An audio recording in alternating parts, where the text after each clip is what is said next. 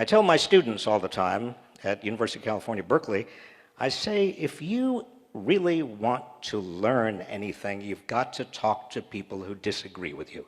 That's the best way of learning. And the problem now is we're not talking to people who disagree with us. So we are not learning.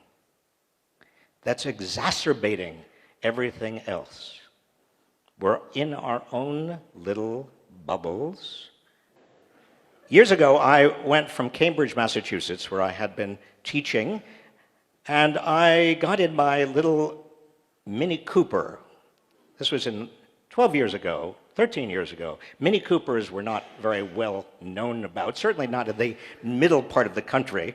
And I decided to drive. I had a job in Berkeley, and I went from Cambridge, Massachusetts to Berkeley, California.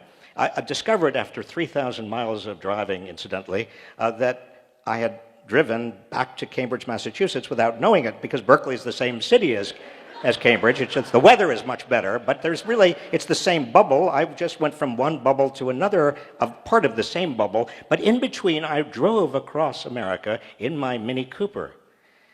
And I remember I was at a gas station in a gas line in Oklahoma City in my Mini Cooper when some truckers came up and they tapped on my window. I lowered the window and they said, "What is this?" I said, "It's a Mini Cooper." They said, "How does anybody fit in there?"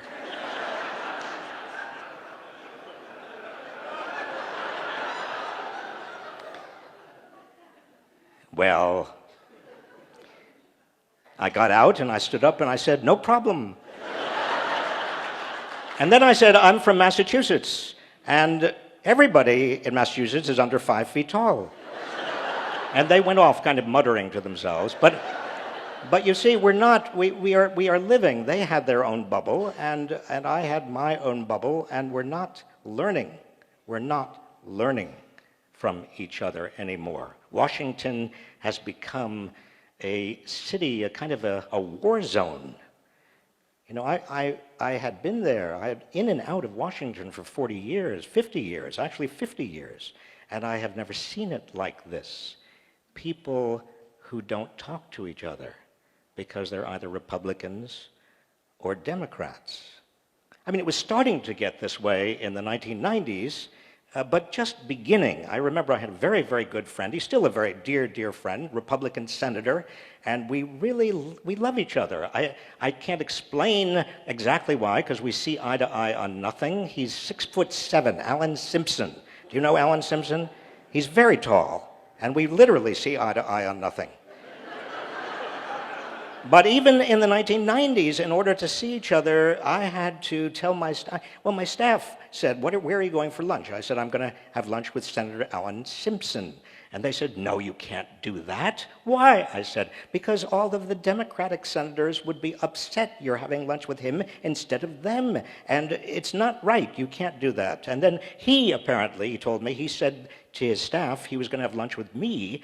And his staff said, "You can't do that. He's a Secretary of Labor in the Clinton administration. Can you imagine what people would say if they found out you were having lunch with him?"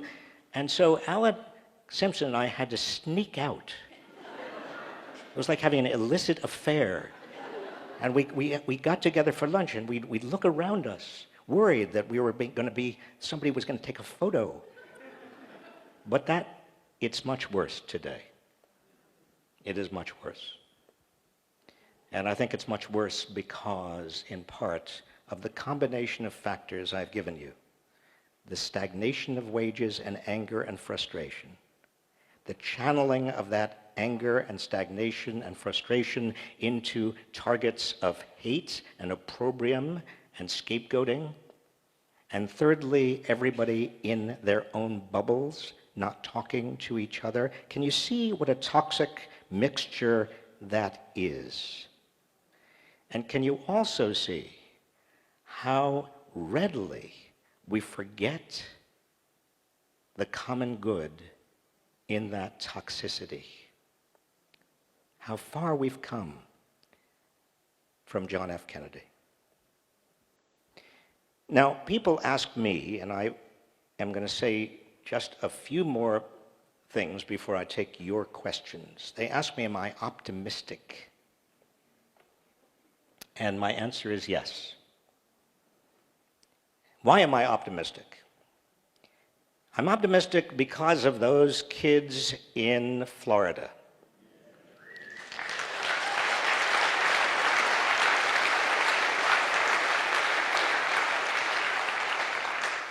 The ability of those young teenagers to speak truth to power, to articulate values, to demand that adults act like adults. I'm optimistic also because I surround myself with young people between the ages of 18 and 22, and frankly, and it's not just Berkeley, but I lecture around the country in red states, and I have never come across a generation of young people more idealistic, more committed, more dedicated, more engaged with what is happening now. And I say to myself, it's a privilege to teach them.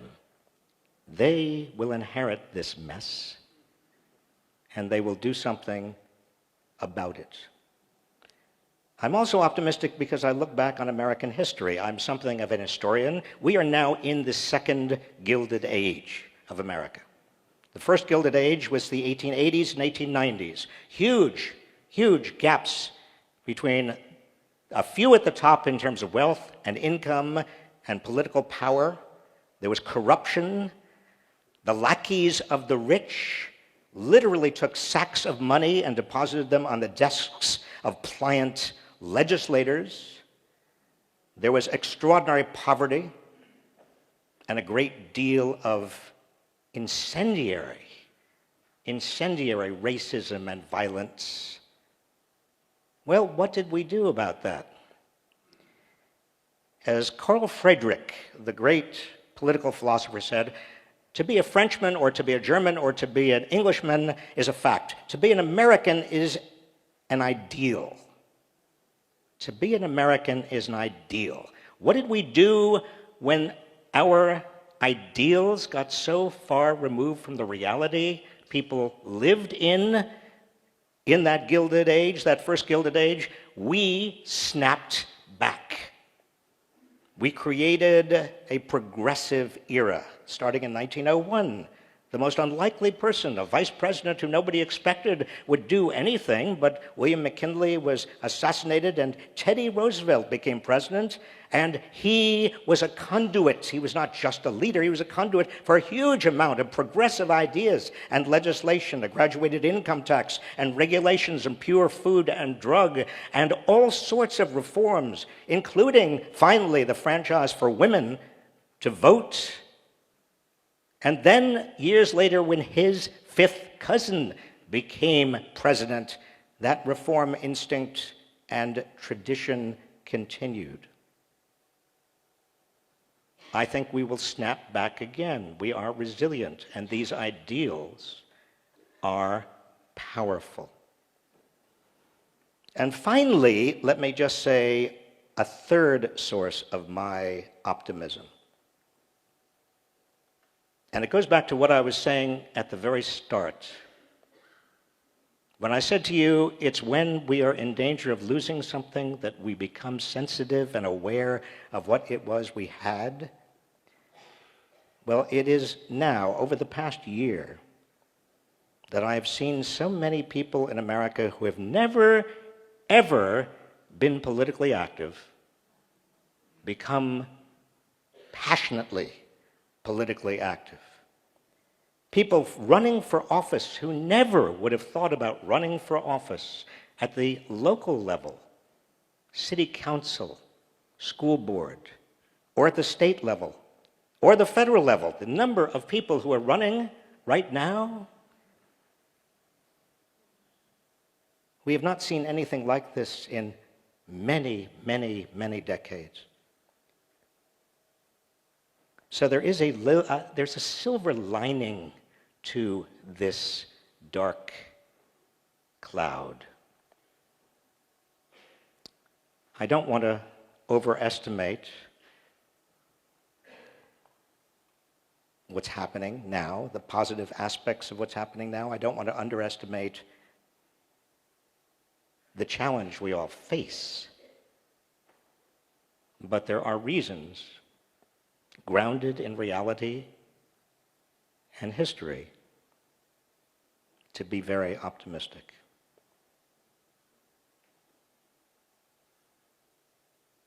Thank you.